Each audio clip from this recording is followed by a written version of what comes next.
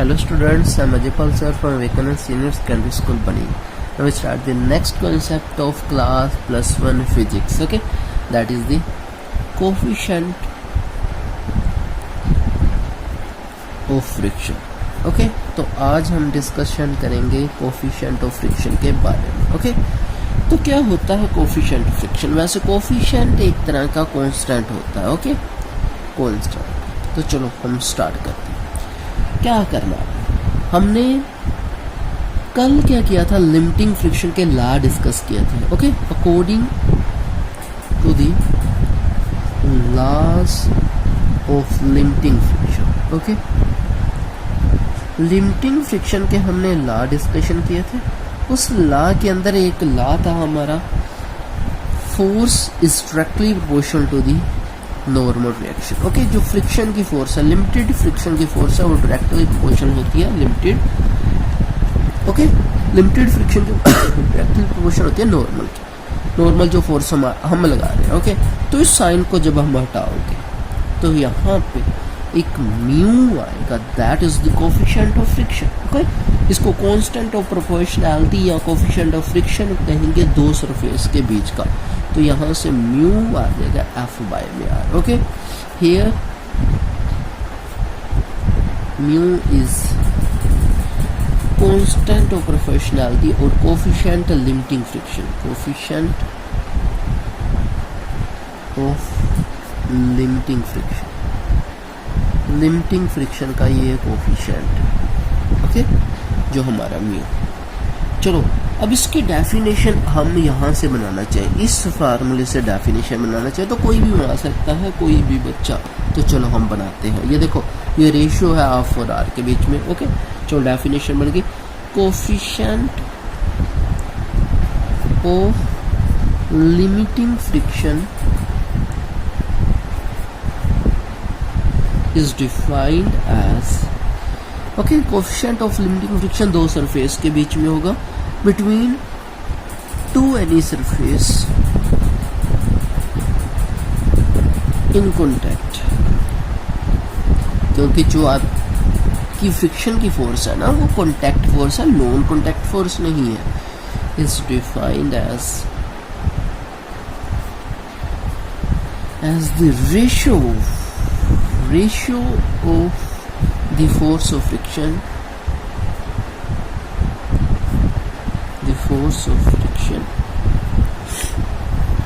and normal reaction between them.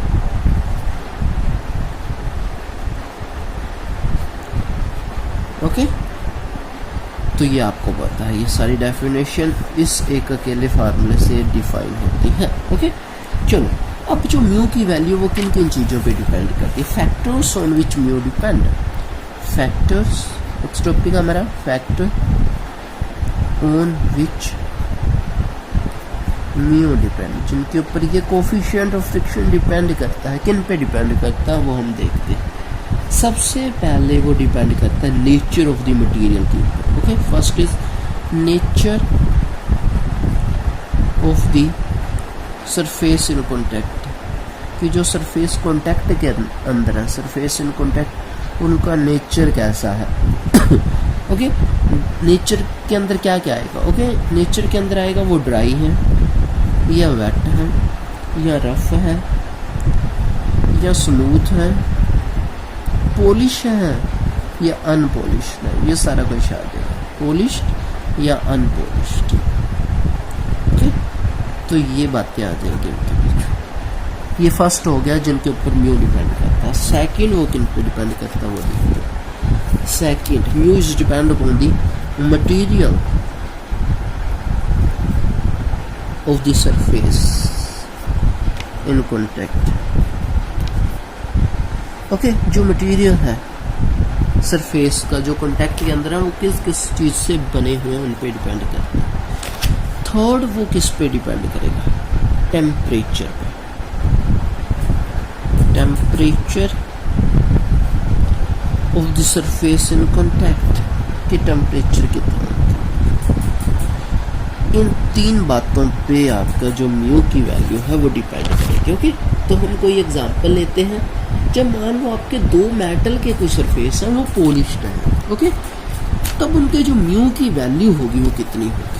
चलो mu is equal तब होगा 0.2 फॉर 2 मेटल पॉलिश सरफेस। ये एग्जांपल हम कर रहे हैं सरफेस की, ओके, ये आपको एग्जांपल्स हैं, these are the examples, okay. और ये हो गए जब वो क्या थे, पॉलिश थी। When these surface are lubricant, जब उनको ल्यूब्रिकेंट कर देंगे, कोई ग्रीस लगा देंगे, तब यही जो मेटल के सरफेस है उनकी म्यू की वैल्यू कितनी हो जाएगी? 0.1 हो जाएगी, ओके। अगर कोई वुडन सरफेस है, अगर वुडन सरफेस है तो म्यू की वैल्यू 0.2 से लेकर 0.5 के बीच में रहेगी वुडन के, ओके। तो म्यू की कोई यूनिट नहीं है, ये आप देखो म्यू हैज नो यूनिट, कोई यूनिट नहीं है म्यू का। म्यू है क्या? Coefficient of the limiting friction, okay. चलो ये आपका सारा कंप्लीट हो चुका। अब when a body is actually moving over the surface of another body we replace F by F की काइनेटिक फ्रिक्शन। अब देखो, अब ये था लिमिटिंग फ्रिक्शन, जब वो बॉडी जस्ट स्टार्ट करती है मोशन करना। अगर हम काइनेटिक फ्रिक्शन की बात करें, जब वो कंप्लीट मोशन के अंदर आ चुकी है, तब जो आपका म्यू क्या रहेगा? म्यू बदल के अंदर आ जाएगा, एफ बी के अंदर आ जाएगा, और आर तो आपको पता है नॉर्मल फोर्स तो उतनी की उतनी रहेगी। अब ये बात याद रखना कि जो एफ के है वो हमेशा एफ से लेस होता है। एफ क्या? Limiting friction. एफ के क्या है? Kinetic friction, okay. और म्यू के भी जो होगा आपका हमेशा कम होगा म्यू से, ये भी आपने याद है, ओके। ये आपने सारी बातें डिस्कशन करनी है, ओके। तो इसके बाद हम देखते हैं what is the angle of friction. Angle of friction कैसे बोलते हैं? नेक्स्ट टॉपिक है हमारा, that is the angle of friction. अभी देखो एंगल ऑफ फ्रिक्शन क्या होगा। Angle of friction between any two surfaces in contact is defined as angle which the resultant of force of limiting friction F and normal R make with the direction of normal direction R। अभी देखो आपको पता है, एक तो normal की direction लग रही है, एक फ्रिक्शन की फोर्स लग रही है, एक फोर्स से आप उसको खींच रहे हो, तो नॉर्मल रिएक्शन और फ्रिक्शन के फोर्स के बीच के अंदर जो एंगल होगा दैट इज द आपका जो एंगल ऑफ फ्रिक्शन होगा। चलो हम देखते हैं यहाँ पे एक डायग्राम बना के, यहाँ पर डायग्राम होगा, ओके। मान लो ये मैं इसको इधर खींच रहा हूँ, ये P की फोर्स होगी, फ्रिक्शन की फोर्स अपोजिट लग रही है इधर। अब यहाँ पे इसके वेट की फोर्स भी नीचे की तरफ लग रही है, और वेट के अपोजिट एक नॉर्मल रिएक्शन की फोर्स होगी। अब उन्होंने बोला इस नॉर्मल रिएक्शन के बीच में और किसके बीच में, और इस फ्रिक्शन के फोर्स के बीच में जो एंगल होगा that is the angle of friction बोला जाएगा उसको, ओके। तो अब ये देखो मैं यहाँ पे क्या कर रहा हूँ, एक डायरेक्शन को साइन ले रहा हूँ उसके, ओके। तो इन दोनों के बीच में एंगल आएगा, ठीक है। कैसे आएगा वो मैं अच्छे से आपको बताता हूँ, ओके। चलो हमने क्या करा, डायग्राम बनाते हैं अच्छे से। This is the diagram, okay. ये आपकी फोर्स होगी P, ओके। ये आपका वेट हो गया mg हो गया, ये आपकी फ्रिक्शन की फोर्स F होगी, ये आपकी नॉर्मल रिएक्शन होगी ऊपर की तरफ R, ओके। ये आपने कर लिया। अब जो OA लाइन है आपको पता है नॉर्मल रिएक्शन को रिप्रेजेंट कर रही है, जो mg को बैलेंस कर रही है। जो OB है वो किसको रिप्रेजेंट कर रही है? F को रिप्रेजेंट कर रही है, लिमिटिंग फोर्स, ओके। तो AB represent F the limiting force of sliding force when body tends to move to the right, okay. तो यहाँ पे आपने क्या करना है, इस पैरेललोग्राम को कंप्लीट करना है। ये देखो यहाँ पे आपका यहाँ पे A पॉइंट हो जाएगा, this is the A point, ये आपका जो पॉइंट होगा वो B पॉइंट होगा, ओके। अब आपने यहाँ से एक लाइन ज्वाइन करवानी है दैट इज द OC, और इसको आपने कंप्लीट कर देना। अभी देखो इन दोनों के बीच का रिजल्टेंट ये है, ओके। ये रिजल्टेंट है OC को आपने जोड़ के बता दिया। This represent of the resultant of R, OC is resultant of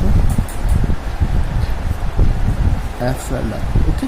और F और R का जो रिजल्टेंट होगा वो OC होगा, और वो जो एंगल होगा, एंगल AOC जो एंगल होगा, दैट इज द थीटा। उसको क्या बोलते हैं? एंगल ऑफ फ्रिक्शन बोलते हैं, ओके।